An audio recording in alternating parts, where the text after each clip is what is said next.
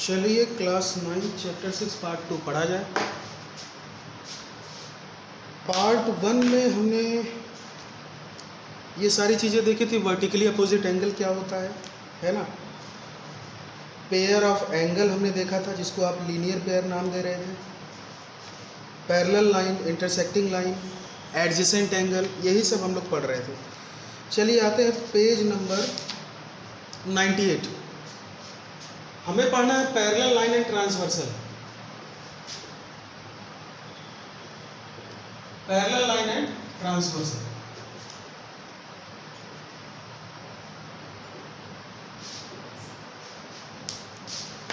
देखिए, कभी भी दो लाइन, कोई भी दो लाइन, दो ही केस है, या तो वो पैरेलल होंगी या नहीं होंगी। देखिए,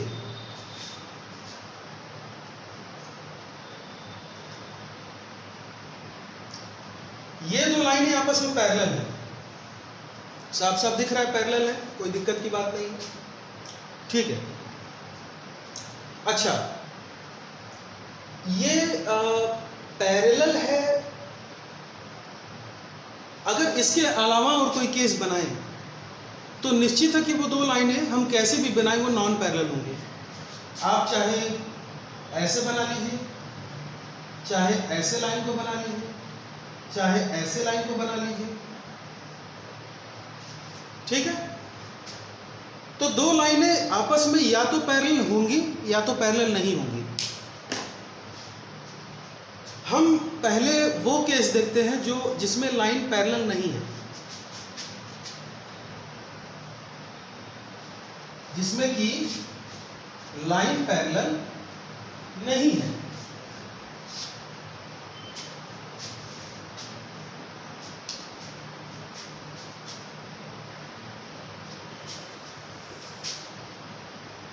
ध्यान से देखिए, ये दो लाइनें आपस में पैरेलल नहीं है, ठीक है।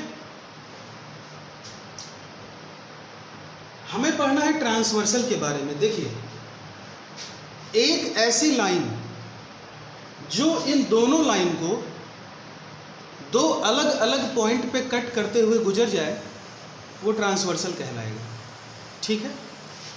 एक ऐसी लाइन, अब ये लाइन कैसे भी हो सकता है, ऐसे भी हो सकता है, ऐसे भी हो सकता है। ये है लाइन P, ये है लाइन Q, ये है लाइन L, ये है लाइन M। ध्यान से सुनिए, लाइन P और line Q non parallel line है, और उनको एक तीसरी लाइन, लाइन M, दो अलग अलग पॉइंट पे, पॉइंट P को अलग पॉइंट, लाइन P को अलग पॉइंट पे मान लेते हैं ये S, ठीक है। इसको मान लेते हैं T, इस पॉइंट को। तो लाइन P को वो S पर कट कर रही है और लाइन Q को T पर। तो दो अलग अलग पॉइंट पे कट कर रही है ये तीसरी लाइन, इसीलिए ये लाइन इन दोनों लाइन का ट्रांसवर्सल कहलाएगा। अब ध्यान से देखिए, ये लाइन भी इन दो लाइंस का ट्रांसवर्सल है, क्योंकि ये इस लाइन को अलग पॉइंट पे कट कर रहा है और इस लाइन को अलग पॉइंट पे कट कर रहा है, ठीक है। कैसी भी लाइन हो सकती है, बस इन दोनों लाइनों को अलग अलग पॉइंट पे कट करना चाहिए।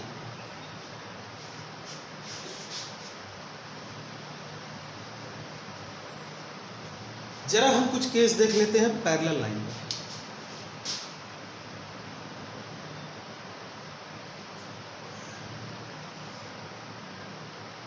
देखिए, ये लाइन L है, लाइन M, ये है line P। Line P line L और M का ट्रांसवर्सल है, ये बात क्लियर, क्योंकि इस लाइन L को अलग पॉइंट पे कट कर रहा है, इस लाइन M को अलग पॉइंट पे, दोनों को ही कट कर रहा है लेकिन अलग अलग पॉइंट पे। तो ये आपका जो केस हो गया वो ट्रांसवर्सल का केस हो गया, ठीक है। अब कुछ बातें आपको जो देखनी है वो देखिए। देखिए जो बात करने जा रहे हैं वो चाहे ये लाइन पैरेलल हो चाहे ना हो, ठीक है, वो बात जो अभी करने जा रहे हैं वो दोनों के केस में होगा। देखिए आपको लगता है कि इस पॉइंट पे 4 एंगल बन रहे हैं, 1 2 3 4, यहाँ पे भी 4 एंगल बन रहे हैं, 1 2 3 4। मान लेते हैं ये है एंगल 1, ये है एंगल 2, ये है एंगल 3, ये है angle 4, angle 5, angle 6, angle 7, angle 8। ये बात ठीक है, हमने सारे एंगल्स का नाम दे दिया। ध्यान से देखिए, एंगल 1 और एंगल 3 वर्टिकली अपोजिट एंगल है।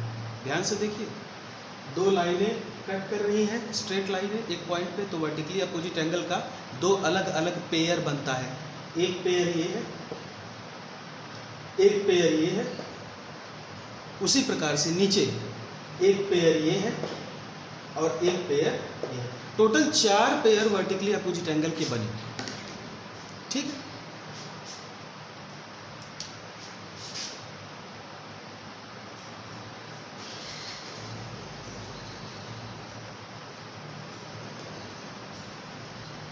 वर्टिकली अपोजिट एंगल, तो कौन कौन सा एंगल बना? एंगल 1 और एंगल 3, ठीक है।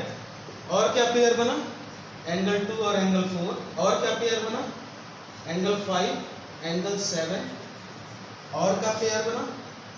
Angle 8, angle 6। ये बन गया, सही है, ठीक है। ये अलग अलग पेयर बन गए आपके।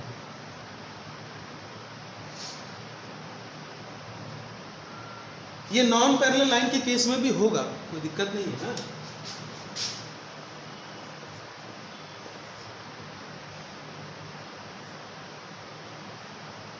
ठीक है ना, नॉन पैरेलल लाइन के केस में भी ये होगा, वर्टिकली अपोजिट एंगल तो बनेंगे, ठीक है। चलिए दूसरा केस आते हैं।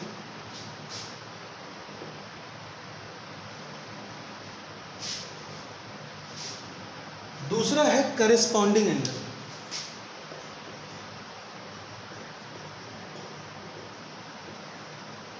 इनका क्या पेयर होगा भाई, जरा देखिए। एंगल 1 और एंगल 5 एक पेयर ये,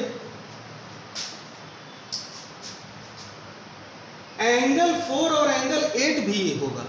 अच्छा, करेस्पॉन्डिंग एंगल पता कैसे करेंगे? तो ध्यान से सुनिए, एक एंगल जो पहला वाला है वो भी लाइन के ऊपर हो और जो दूसरा वाला है वो भी लाइन के ऊपर हो और ट्रांसवर्सल के एक ही साइड में हो, तो वो जो दो एंगल होते हैं वो करेस्पॉन्डिंग एंगल का पेयर बनाते हैं। देखिए, ये एंगल भी इस लाइन के ऊपर है और ये एंगल भी इस लाइन के ऊपर है और ट्रांसवर्सल के एक ही तरफ है, तो ये करेस्पॉन्डिंग एंगल होगा।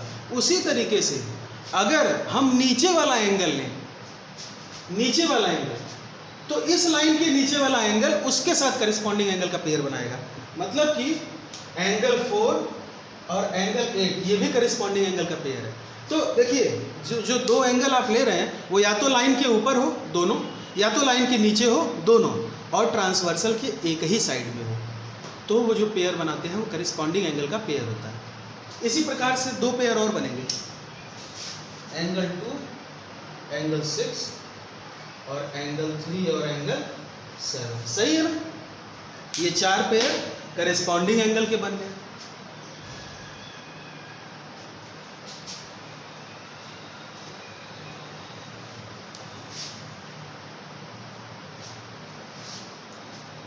कुछ बात और देखिए, alternate interior angle, alternate interior angle. देखिए, नाम से हम लोग समझ जाएंगे, अल्टरनेट इंटीरियर, तो अल्टरनेट भी होना चाहिए, अल्टरनेट मतलब एक दूसरे के अपोजिट डायरेक्शन में, और अंदर होना चाहिए इंटीरियर, मतलब कि वो दो एंगल एक ट्रांसवर्सल के राइट में हो और एक ट्रांसवर्सल के लेफ्ट में हो, और दोनों ही जो दो लाइनें हैं जो पैरेलल या नॉन पैरेलल लाइनें उनके अंदर हो, तब उसका नाम होगा उस पेयर का अल्टरनेट इंटीरियर एंगल। यहाँ पर एंगल 4 और एंगल 6 दोनों ही इन दो लाइनों के अंदर हैं और एक दूसरे के अपोजिट डायरेक्शन में है, ये बनेगा अल्टरनेट इंटीरियर एंगल। और इसी तरीके से एक पेयर और बनेगा। सही है भाई?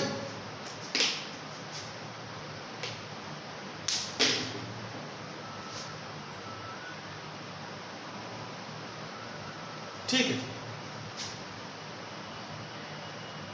अच्छा, इसी प्रकार से जिस प्रकार से अल्टरनेट इंटीरियर एंगल है, उसी प्रकार से अल्टरनेट एक्सटीरियर एंगल भी होता है।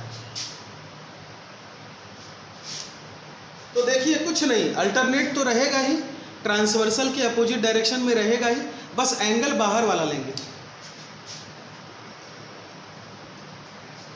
तो एंगल 1 का पेयर बनेगा भैया एंगल 7 के साथ, है ना? देखिए दोनों बाहर हैं, इन दो लाइनों के बाहर हैं और ट्रांसवर्सल के अपोजिट साइड में। और एक पेयर बनेगा एंगल 2 और एंगल 8 का। सही है?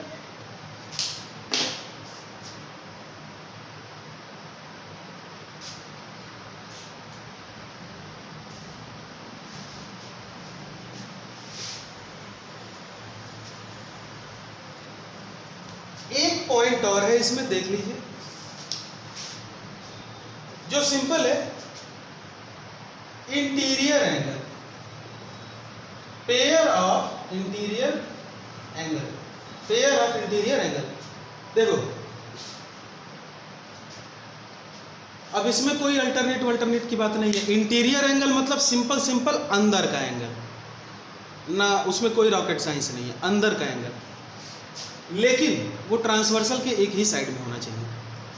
तो एंगल 4 का जो पेयर बनेगा वो एंगल 5 के साथ बनेगा और एंगल 3 का पेयर एंगल 6 के साथ बनेगा। ध्यान दीजिएगा, एंगल 4 का पेयर 6 के साथ मत बना दीजिएगा, नहीं तो वो अल्टरनेट इंटीरियर एंगल हो जाएगा, इंटीरियर एंगल नहीं होगा। अभी तक मैंने जितनी बात बताई वो नामकरण है, नामकरण। कोई बच्चा पैदा होता है तो नाम रखते हैं ना उसका कुछ, तो ये अभी पैदा हुआ तो ये सब अभी नाम बता रहे थे कि इस पेयर को क्या कहेंगे, इस पेयर को क्या कहेंगे। और ये पैरेलल नॉन पैरेलल दोनों केस में होगा। लेकिन अब जो बताने जा रहे हैं वो सिर्फ और सिर्फ पैरेलल लाइन के केस में फॉलो होगा। मतलब कि ये जो दो लाइनें हैं वो पैरेलल होनी चाहिए, ट्रांसवर्सल कैसा भी हो, ये दो लाइनें पैरेलल होनी चाहिए। उस केस में जो करेस्पॉन्डिंग एंगल है, ध्यान से सुनिए, करेस्पॉन्डिंग एंगल कौन कौन सा, एंगल 1 और एंगल 5, वो बराबर हो। ठीक है? एंगल 1 और एंगल 5 बराबर होगा। जितने भी करेस्पॉन्डिंग एंगल बनेंगे के पेयर हैं वो बराबर होंगे। एंगल 4 बराबर होगा एंगल 8 के, एंगल 2 बराबर होगा एंगल 6 के। ये सब सिर्फ पैरेलल लाइन के केस में, अब जो बताएंगे वो सिर्फ पैरेलल लाइन के केस में होगा। ठीक है? और एंगल 3 इक्वल टू होगा एंगल 7। करेस्पॉन्डिंग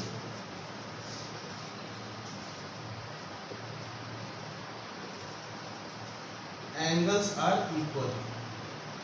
करेस्पॉन्डिंग एंगल जो होते हैं भैया वो इक्वल होते हैं।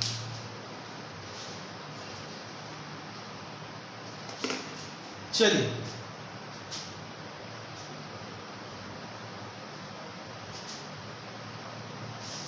अच्छा, वर्टिकली अपोजिट एंगल तो इक्वल होते ही हैं।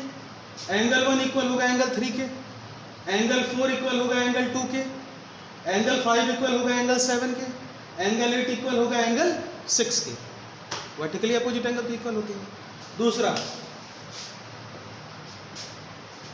Alternate interior angle parallel line के केस में इक्वल होगा।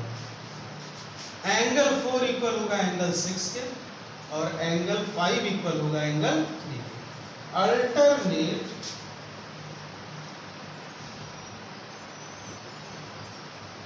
Interior angles are equal alternate interior angle भी बाबू इक्वल होगा। और यहाँ तो दो ही पेयर है, एक पेयर है 4 और 6 और एक पेयर है 3 और 5। तो 4 बराबर होगा 6 के, एंगल 5 बराबर होगा एंगल 3 के। इसी तरीके से भाई अल्टरनेट एक्सटीरियर एंगल भी इक्वल होंगे। एंगल 1 बराबर होगा एंगल 7 के और एंगल 2 बराबर होगा एंगल 8 के। Alternate exterior angles are equal. ठीक है भाई, सही है।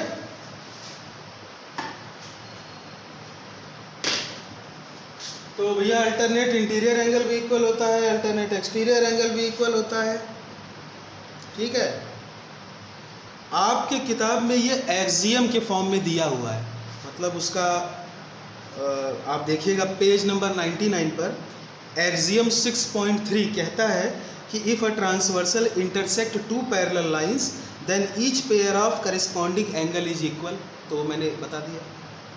फिर एक्सियम 6.4 कहता है पेज नंबर 99 पर, if a transversal intersect two lines such that a pair of corresponding angle is equal then the two line are parallel. ये पहले वाले एक्सियम का उल्टा है।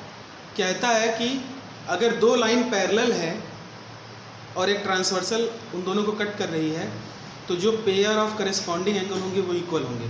इसका उल्टा भी सही होगा कि अगर pair of corresponding angle equal है तो लाइन अपने आप पैरेलल हो जाएगा, ये प्रूफ हो जाएगा। इसलिए मैंने पहले ही कहा कि ये जो भी कुछ पढ़ा रहा हूँ ये पैरेलल लाइन का केस है। ठीक है, फिर एक थ्योरम है पेज नंबर 100 पर कि if a transversal intersect two parallel line then each pair of alternate interior angle are equal. वो तो मैंने अभी बताया।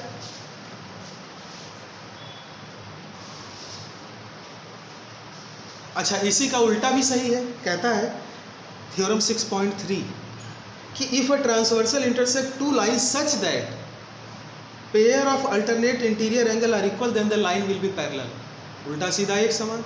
ठीक है, अगर दो लाइनें हैं, हमें नहीं पता कि वो पैरेलल है कि नहीं, लेकिन अगर अल्टरनेट इंटीरियर एंगल इक्वल हो गया तो वो सिर्फ और सिर्फ पैरेलल लाइन का ही केस हो सकता है। एक अगला थ्योरम कहता है 6.4 if a transversal intersect two parallel line such that each pair of interior angles on the same side of the transversal is supplementary. ये आपके लिए थोड़ा महत्वपूर्ण है। देखिए,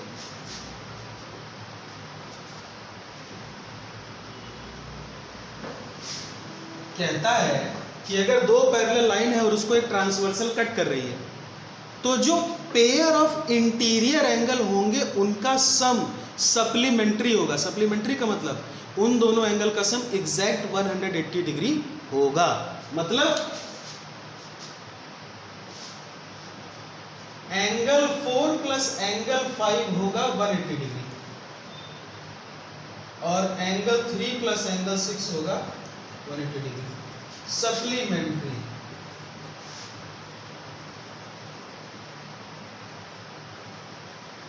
सप्लीमेंट्री एंगल। ठीक है, पेयर ऑफ इंटीरियर एंगल जो होते हैं वो सप्लीमेंट्री होते हैं।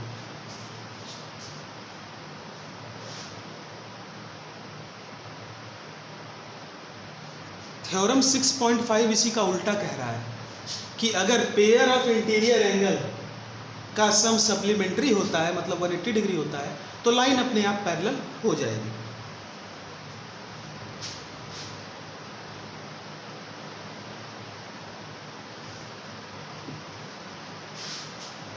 अच्छा, एक चीज और देख लीजिए, ये जो एक्सटीरियर एंगल है ना,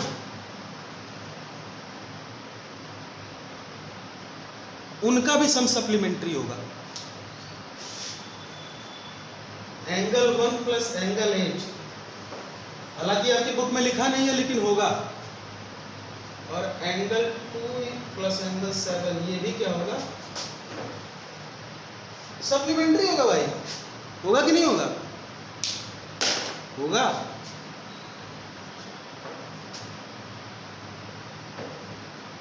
इन दोनों का सम अलग 180 डिग्री होगा और इन दोनों का सम अलग 180 डिग्री होगा।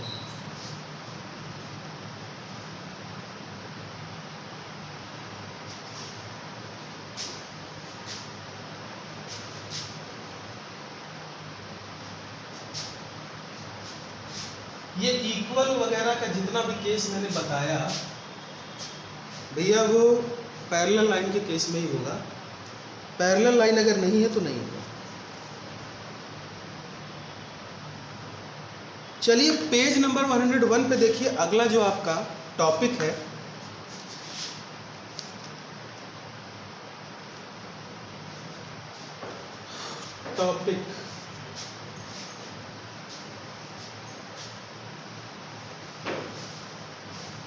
कहता है theorem 6.6 line which are parallel to the same line are parallel to each other. कहता है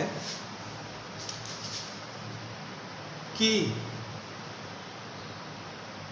एक लाइन है, मान लेते हैं L, ठीक है, एक लाइन है मान लेते हैं M और ये दोनों पैरेलल है। Line M line M line L के पैरेलल है, ठीक है, सही है। और कहता है कि एक और तीसरी लाइन है लाइन N, अगर ये लाइन L के पैरेलल है, मतलब लाइन M भी L के पैरेलल है और लाइन N भी L के पैरेलल है, तो अपने आप लाइन M और लाइन N वो पैरेलल हो जाएंगे अपने आप। और ये तो होगा ही, इसमें कोई बड़ी बात तो है नहीं, वो तो होगा ही भाई। दो लड़के हैं, मान लीजिए पहले लड़के की हाइट मेरे बराबर और दूसरे लड़के की भी हाइट मेरे बराबर, तो वो दोनों लड़के की भी तो हाइट आपस में बराबर होगी। तो कहने का मतलब ये लाइन इसके पैरेलल है और ये लाइन भी इसके पैरेलल है, तो ये दोनों लाइन तो अपने आप आपस में पैरेलल हो जाएंगे, ठीक है। यही आपका है थ्योरम।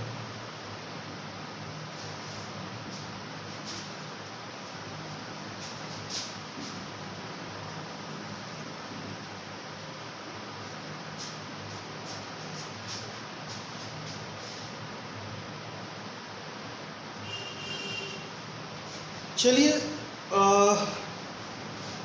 पेज नंबर 105 पर आते हैं। देखिए दो प्रॉपर्टी और जान लीजिए, ठीक है, और ये दोनों प्रॉपर्टी ट्रायंगल के विषय में है। उसके बाद हम लोग कुछ क्वेश्चंस करेंगे। पहली प्रॉपर्टी ये है कि दुनिया का कोई भी ट्रायंगल हो, इसको कहते हैं एंगल सम प्रॉपर्टी।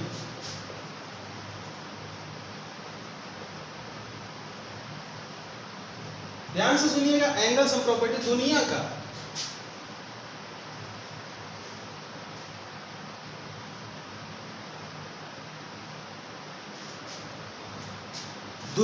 कोई भी ट्रायंगल हो, कैसा भी ट्रायंगल हो, कोई भी ट्रायंगल हो, हर ट्रायंगल में 3 एंगल होते हैं, ठीक है, 3 वर्टेक्स होते हैं, 3 साइड्स होते हैं।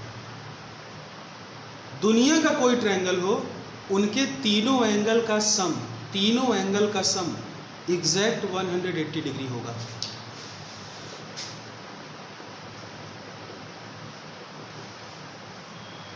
तीनों एंगल का सम एग्जैक्ट 180 डिग्री होगा। एक बात का ध्यान रखिएगा कि यहाँ सप्लीमेंट्री शब्द का प्रयोग मत करिएगा। 180 का मतलब सप्लीमेंट्री, लेकिन सप्लीमेंट्री हो किस केस में? जब दो एंगल हो, जब दो एंगल का कंपैरिजन किया जाता है और उनका सम 180 होता है, तब हम कहते हैं कि वो दोनों सप्लीमेंट्री हैं। यहाँ 3 एंगल होते हैं ना, तो यहाँ सप्लीमेंट्री शब्द का इस्तेमाल मत करिएगा। किसी भी ट्रायंगल, दुनिया का कोई ट्रायंगल हो, राइट एंगल ट्रायंगल हो, ऑब्ट्यूज एंगल ट्रायंगल हो, एक्यूट एंगल ट्रायंगल हो, ठीक है, उसमें तीनों एंगल का सम 180 डिग्री होता है। इसको एंगल सम प्रॉपर्टी कहते हैं। दूसरी प्रॉपर्टी समझ लीजिए, फिर क्वेश्चंस पे आते हैं।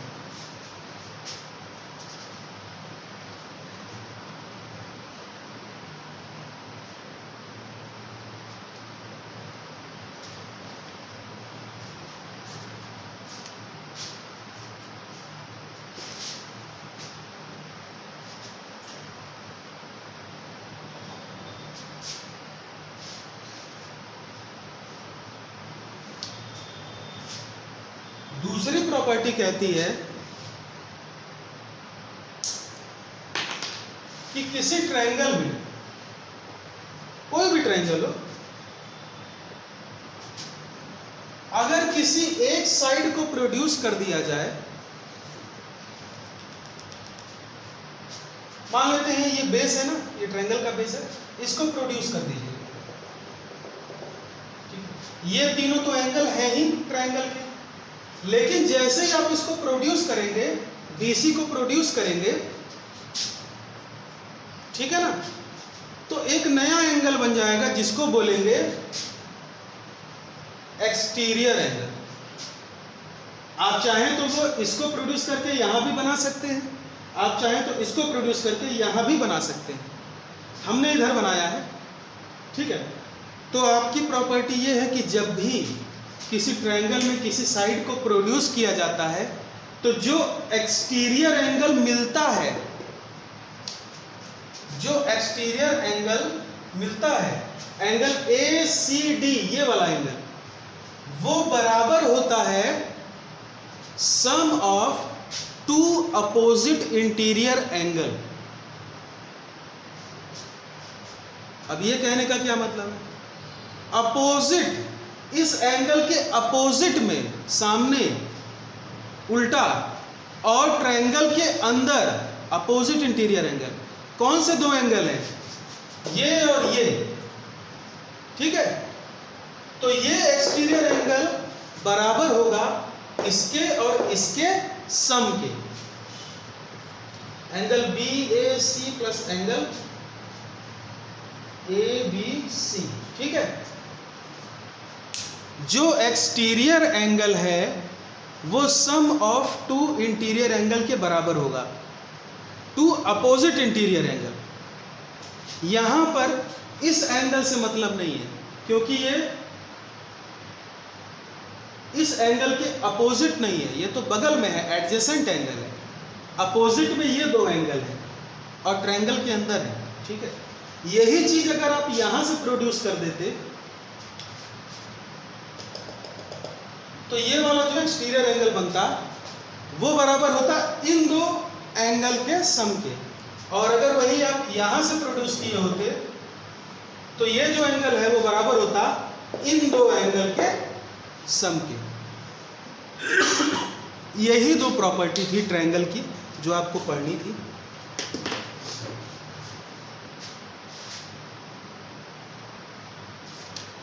चलिए देखिए, एंगल सम प्रॉपर्टी का जो प्रूफ है वो आप बुक से देखिएगा, समझ में आता तो ठीक, नहीं तो फिर कभी डिस्कस कर लिया जाएगा। प्रूफ की हमें उतनी ज़्यादा ज़रूरत नहीं है, मेन चीज़ था हमें कॉन्सेप्ट समझना है, ठीक है, ताकि हम क्वेश्चन को सॉल्व कर सकें।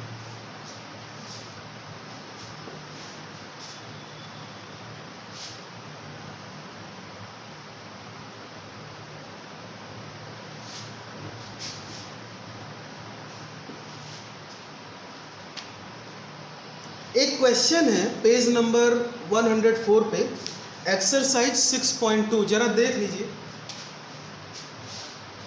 Question number 4, exercise 6.2, question number 4।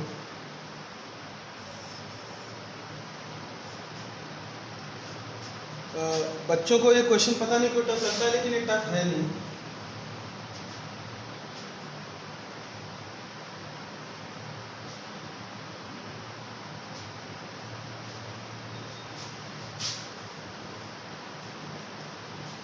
आपको कहा गया है क्वेश्चन में कि PQ पैरेलल है ST के, लाइन PQ लाइन ST के पैरेलल है, एंगल PQR 110 डिग्री है, और क्या दिया है, RST 130 डिग्री है, ये दिया हुआ है। आपको बताना है एंगल QRS, एंगल QRS कितना होगा, QRS वो कितना होगा, यही बताना है। मतलब आपको ये एंगल निकालना है। ठीक है।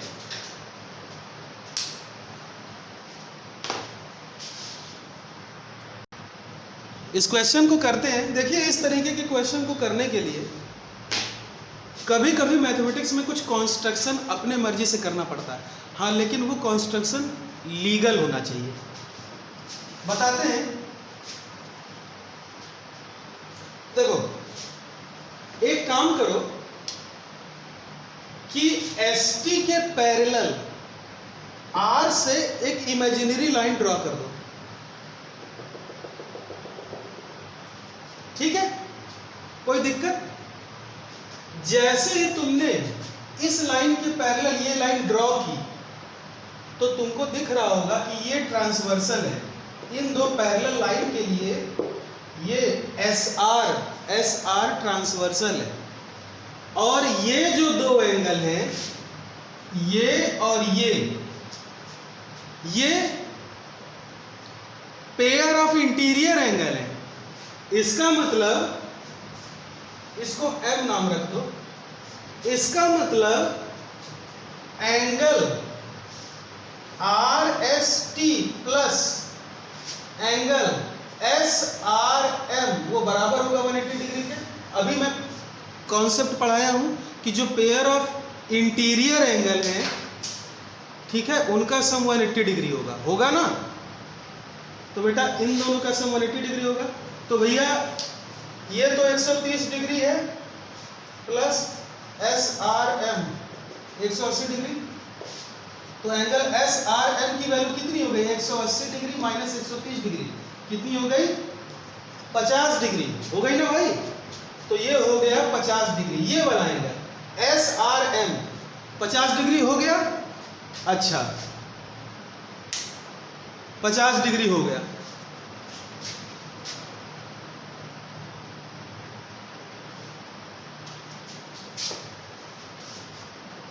ठीक है, अब एक काम करते हैं, जरा ध्यान से देखो, जो लास्ट में हम अभी कॉन्सेप्ट बताए थे जरा उसको याद करो। ये लाइन इसके पैरेलल है, ये दोनों लाइन आपस में पैरेलल है, तो ये दोनों लाइन भी ऑटोमेटिकली पैरेलल हो जाएंगी, बिल्कुल हो जाएंगी। और अगर ये दोनों लाइन आपस में पैरेलल है तो QR हो गया इन दो पैरेलल लाइन का ट्रांसवर्सल, और ये वाला पूरा एंगल, पूरा QRM वो हो गया अल्टरनेट इंटीरियर एंगल। बोलो,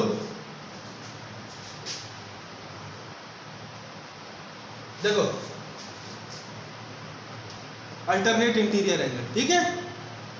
तो ये पूरा का पूरा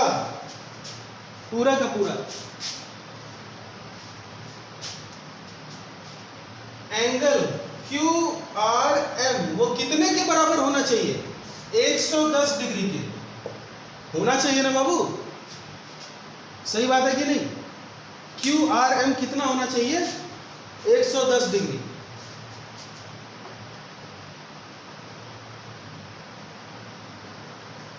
अच्छा, QRM ये पूरा एंगल दो पार्ट में डिवाइडेड है। कौन कौन सा part? QRM angle QRS plus angle SRM equal to 110 degree. क्यों?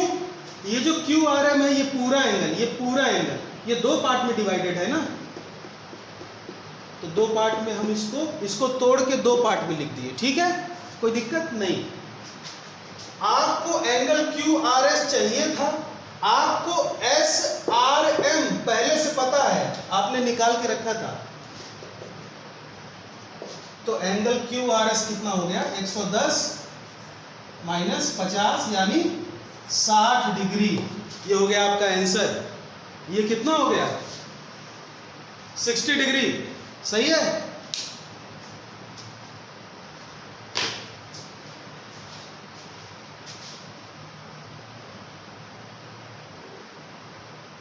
तो भैया एंगल QRS हो गया 60 डिग्री।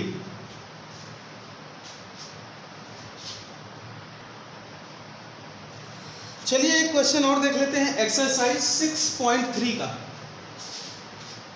देखिए, जो भी स्टेटमेंट वाले क्वेश्चन हो, अगर क्वेश्चन में फिगर दिया है तो कोई बात नहीं, लेकिन अगर क्वेश्चन में फिगर नहीं दिया है, सिर्फ स्टेटमेंट दिया है, तो कोशिश कीजिए कि उसका पहले एक रफ फिगर बना लीजिए, तब आपको वो समझने में आसानी होगा कि कैसे सॉल्व करना है। क्वेश्चन नंबर 3, 6.3 का क्वेश्चन नंबर 3, फिगर आपका पहला वाला ऐसे बना हुआ है।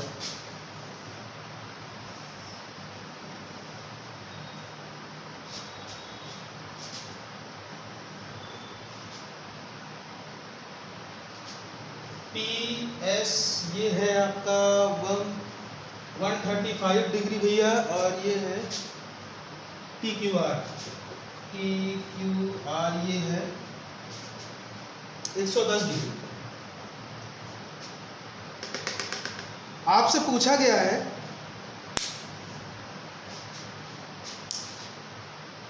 ये फर्स्ट क्वेश्चन है एक्सरसाइज 6.3 का, जो क्वेश्चन नंबर 1 है उसका फिगर नीचे दिया हुआ है। ठीक है, ध्यान से देखिए, लिखा है इन फिगर 6.39, तो ये वाला फिगर है फिगर 6.39। ये क्वेश्चन नंबर 1 है, क्वेश्चन नंबर 3 नहीं है। ठीक है, कहता है कि side QP and RQ of triangle PQR, QP और RQ of triangle PQR are produce to point S and T, उसको प्रोड्यूस कर दिया गया। ठीक है, रिस्पेक्टिवली, और ये 135 डिग्री दिया हुआ है, ये 110 डिग्री दिया हुआ है। आपको बताना एंगल PRQ, आपको ये एंगल बताना है भैया, ये एंगल कितना होगा, कितना डिग्री होगा। बहुत आसान है, बहुत ज़्यादा आसान है। ध्यान से देखिए, ये एक स्ट्रेट लाइन है, ये स्ट्रेट लाइन है ना, तो ये दोनों लीनियर पेयर हो गया, क्योंकि स्ट्रेट लाइन पे ये दोनों एंगल है ना, ये दोनों एंगल स्ट्रेट लाइन पे है ना, तो एंगल QPR, एंगल QPR कितना हो जाएगा? अगर ये 135 डिग्री है तो इसको निकालने के लिए इन दोनों का सम 180 डिग्री होना चाहिए, क्योंकि लीनियर पेयर है।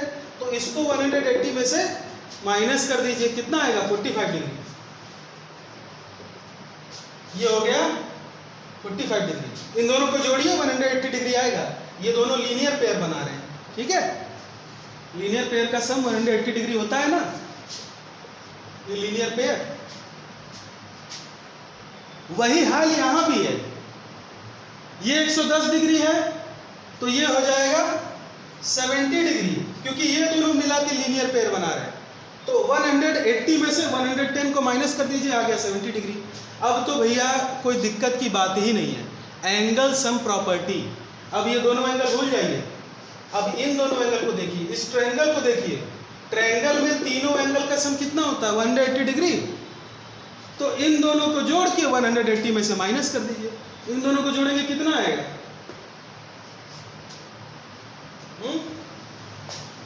115 डिग्री। कितना आएगा? इन दोनों को जोड़ेंगे तो 115 डिग्री आएगा, और तीनों एंगल का सम 180 होना चाहिए। तो 115 माइनस कर दीजिए 180 में से, तो कितना आएगा? एंगल PRQ कितना आ जाएगा? 180 में से गया 100, बचा 80, 80 में से 15 गया तो कितना बचा? 65, 65 डिग्री। हो गया आंसर।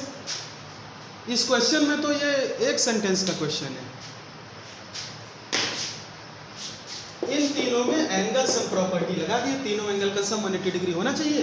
ये दोनों पता था, तो इन दोनों को ऐड करके 180 में से माइनस करके इसको निकाल दिया। ठीक है।